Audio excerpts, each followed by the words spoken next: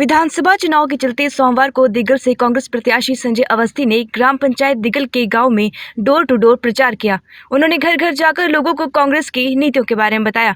उन्होंने कहा कि कांग्रेस पार्टी ने जो 10 गारंटी अपने मैनिफेस्टो में लिखी है वह सरकार बनने के बाद लागू कर दी जाएगी। शिक्षा और स्वास्थ्य पर भी ध्यान दिया जाएगा। गाँव के लोगों ने संजय अवस्थी को विश्वास दिलाया कि विधानसभा चुनाव में कांग्रेस को भरपूर समर्थन देंगे और संजय अवस्थी को विजय बनाकर विधानसभा में भेजेंगे। अवस्थी जी, चुनाव कैंपेन में आप हर गांव में जा रहे हैं। आज दिगल में आपने चुनाव प्रचार किया, किस तरह का आपको सहयोग मिल रहा है? आप यहाँ पर खुद मौजूद हैं और आपने देखा कि आज चुनाव प्रचार अभियान का जो हमारा ये रामपुर परगना का दौर है और आज अभी इससे पूर्व में मनलोक कलां पंचायत का दौरा था और आज अभी मैं यहाँ दिगल पहुँचा हूँ और दिगल में जिस तरह से आज लोगों की जो भीड़ उमड़ी है, इससे आपने अंदाज़ा लगा लिया होगा ये आगाज़ है कि परिवर्तन की लहर है और सरकार बदलने जा रही है और जनादेश जो है कांग्रेस के पक्ष में लोग इंतज़ार कर रहे हैं 12 नवंबर का, जिस दिन मतदान होना है। और आप देखिएगा कि 8 दिसंबर को जो परिणाम निकलेंगे एक अप्रत्याशित विजय की ओर हम अग्रसर हो रहे हैं। और ये तो आपने अपनी आंखों से देखा कि आज किस तरह से जो है लोग यहाँ पर उमड़ कर आए और उन्होंने किस तरह से अपने विचार और अपने विचारों का उद्गार किया और कांग्रेस पार्टी के प्रति जो है विश्वास प्रकट किया आने वाले 5 साल के लिए। जो उन्होंने अपना आज विश्वास यहाँ अपनी उपस्थिति दर्ज करा कर किया है, इससे साफ जाहिर है कि आज यहाँ पर परिवर्तन की लहर है। सरकार सत्ता बदलना चाहते हैं और जो 5 साल का जो ये कार्यकाल वर्तमान सरकार का रहा है, इस सरकार ने जो जिस तरह से इस क्षेत्र की अनदेखी की है, अर्की विधानसभा क्षेत्र की अनदेखी की है, आज लोग मन बना चुके हैं कि उनकी जो अनदेखी का जवाब जो है 12 नवंबर को मतदान कांग्रेस के पक्ष में देंगे। कांग्रेस की 10 गारंटियां कितनी सक्सेसफुल मानी जा रही है चुनाव में? 10 गारंटी योजना जो संकल्प पत्र में जो ली है हमने, ये 100% जो है ये प्रैक्टिकल शेप लेगी, इसको हम लागू करेंगे। और सबसे पहली जो उसमें हमने बिंदु को टच किया है वो कर्मचारियों की जो लंबित मांग थी, जो 2003 के बाद उनकी पेंशन बंद हो गई थी, उन ओल्ड पेंशन स्कीम को लागू करना। और उसके बाद हम जो महिला शक्ति को 18 साल से अधिक आयु की जो और 60 साल से कम आयु की महिलाओं को 1500 रुपये की सम्मान निधि के रूप में हर महीने जो राशि उनके खाते में देना। और इस दूध की योजना है, बेरोज़गारों के लिए रोज़गार के 1 लाख नौकरियों के अवसर प्रदान करना पहले वर्ष में। और 680 करोड़ रुपए का बजट का प्रावधान जो रखा गया है उन युवा शिक्षित बेरोज़गारों के लिए जो अपना स्टार्टअप करना चाहते हैं, अपना स्वरोज़गार शुरू करना चाहते हैं, उनके लिए 0% ब्याज पर जो है वो 680 करोड़ रुपए 1 वर्ष में दिया जाएगा। ये बहुत सी जनहित की योजनाएं हम लेकर आ रहे हैं। किसानों के लिए जिस अतिरिक्त आय उनकी बढ़े, 2 रुपये किलो जो है गोबर खरीदा जाएगा सर।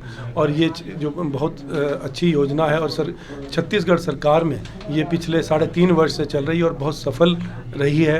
यही योजना हम यहाँ पर लागू करने जा रहे हैं।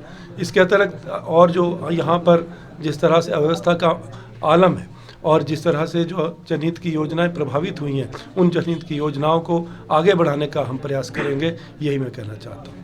अगर आप जीत कर आते हैं तो सबसे पहला कार्य आप अपने क्षेत्र में क्या करेंगे?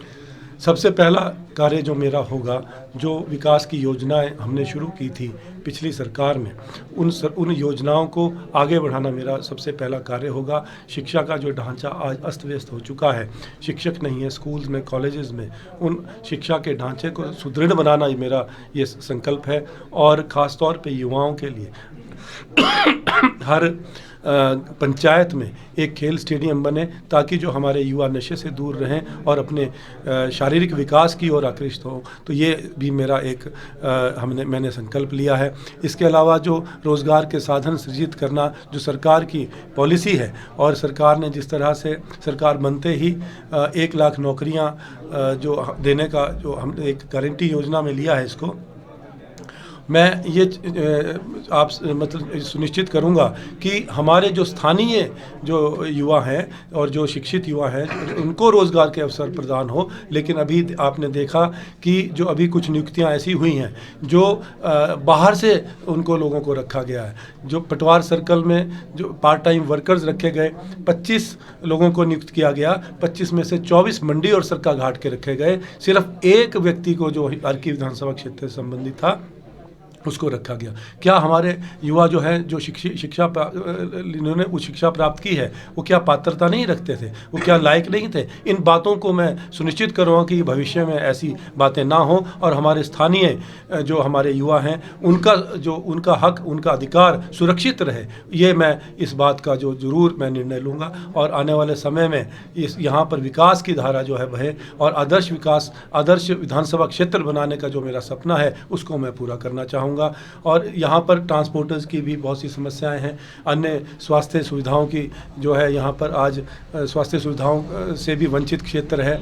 बहुत सी समस्याएं हैं, सड़कों की समस्याएं, कच्चे रोड हैं, कई गाँवों में के लिए जो संपर्क मार्ग हैं कच्चे हैं उनको पक्का करवाना, सड़कों को इनके रखरखाव के लिए बजट का प्रावधान करवाना, ये सब बातें हैं जो मैं आने वाले समय में करूँगा। और सरकारी क्षेत्र में टेक्निकल इंस्टीट्यूट जो है शिक्षण संस्थान, जो तकनीकी शिक्षा संस्थान खुलवाना जो है मेरी प्राथमिकता रहेगी।